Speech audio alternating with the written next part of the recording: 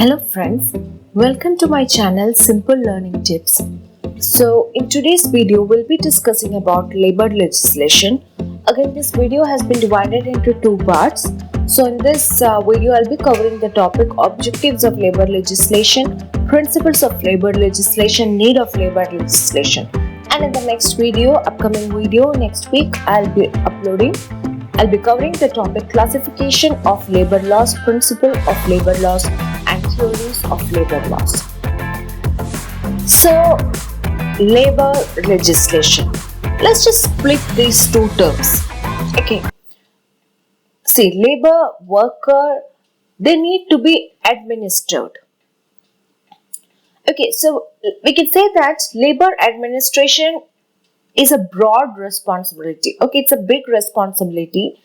And why? Because,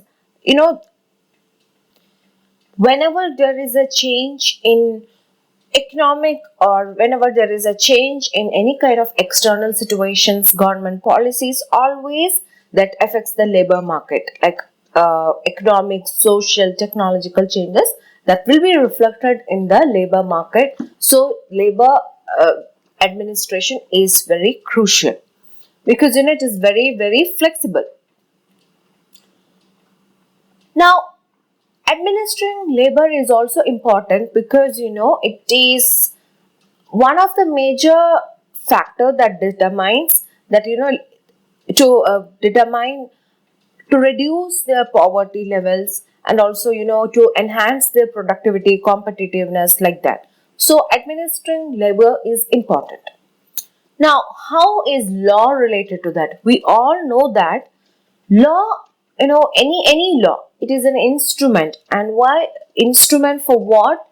To control or to and guide the behavior, and it helps individuals to live in an orderly manner, okay, when they are living as group in a society.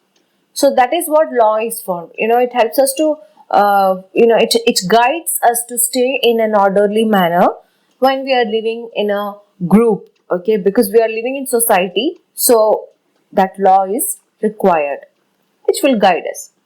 So labor legislation. Now labor legislation, as given here, it means that it refers to all the laws of the government which have been enacted to provide social and economic security to the laborer or workers. Because all the results of industrial revolution and other revolutions that has happened, because of that, lot of labor laws have been derived. And this helps in reducing the production losses and industrial disputes and timely payment of wages and lot of other factors. Now, why there is a need of labor legislation? Like I said, it protects the workers from profit-seeking exploiters, and it improves the relationship between employers and employees, and it preserves health safety. It ensures that good health safety, and also it ensures the welfare of workers. See, welfare here means health safety. Welfare here means the workers who work in a dangerous situation or using dangerous kind of equipments, like working in a coal mine factory or handling machines or instruments which are dangerous. They should be provided with good health safety facilities, like proper dress code or proper safety equipments. Also, their not only that, their insurance, welfare includes their insurance. Everything should be given timely in case of any mishappening in the factory.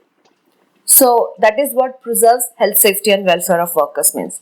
Also, it protects interest of women and children working in the factories. Because of this only, minor children cannot be hired, cannot work, like that rules have been made. And also women should not work in a lot of hazardous situation or even their working time. So all these things have been covered in labor legislation. That is why it was required, to provide some kind of to and also, whenever money is there, or let's say when powerful, that is the course of nature, whenever powerful people are there, they knowingly or unknowingly try to exploit the other sector, I would say. So when there is a law, when there is a labor, so the labor legislation will help to avoid that, will help to protect workers from being exploited. I'm not saying only the management will exploit, a lot of other factors can also, other people involved in the factory or in an organization can also exploit workers. So to avoid that, there is a need for labor legislation. Now, what are the objectives of labor legislation? Like I said, it provides good economic security, because uh, people will have, if let's say we are getting a worker is getting into an employment term with the management.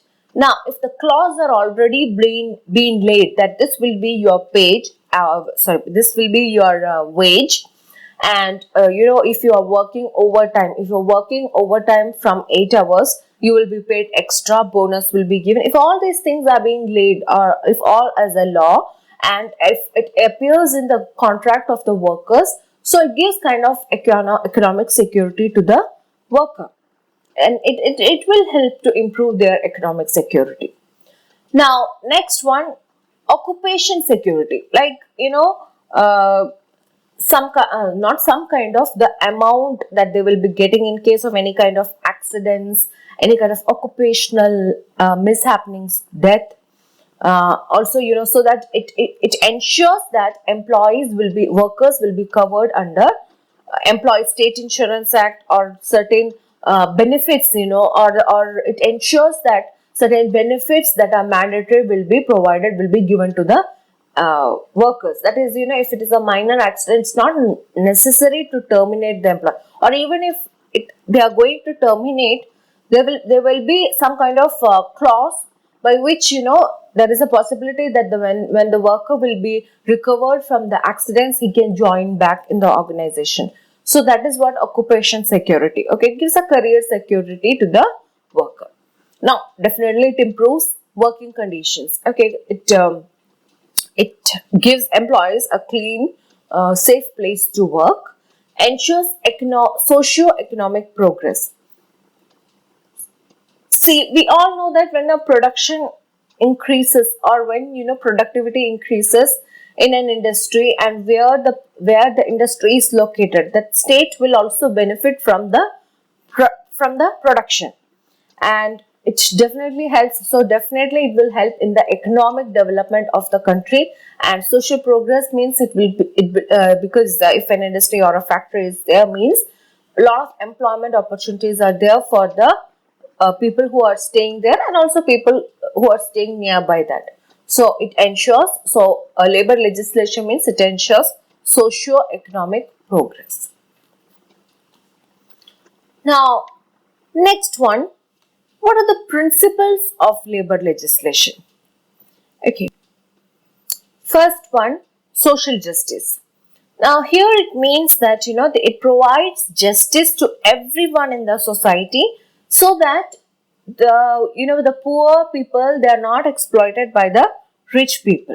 So, like, it is in interest of both employers and employees that, they should have an understanding that one cannot exist without the other. It's like part of a coin. Okay, two sides of a coin. So one cannot exist with other part. So that is what social justice means, providing equal justice to everyone. Next one, economic justice. See, economic justice, like I said, payment of wages, equal wages to all the workers, because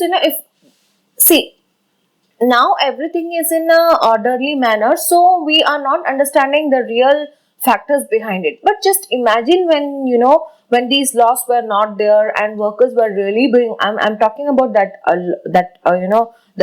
era during industrial revolution, or even before industrial revolution, how that industrial revolution cost.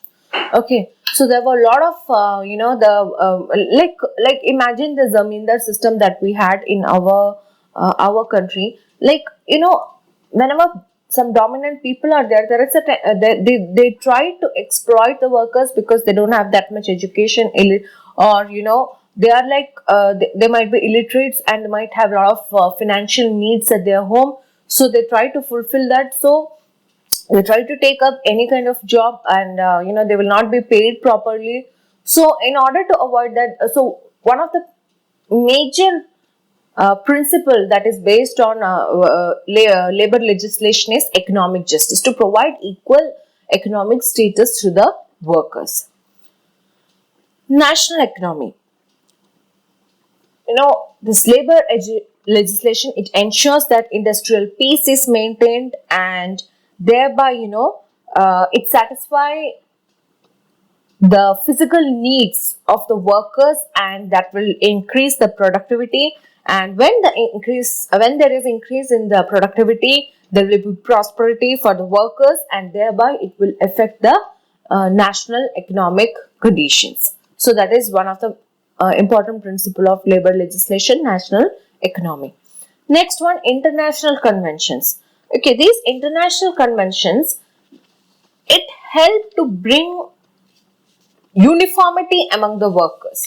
They ensure that the minimum, that there should be a minimum security standard of living for the workers throughout the world. They are based on that principle, that security, that that the minimum standard of living should be provided to the workers all over the world. There should be a uniformity. So that is what this international conventions mean.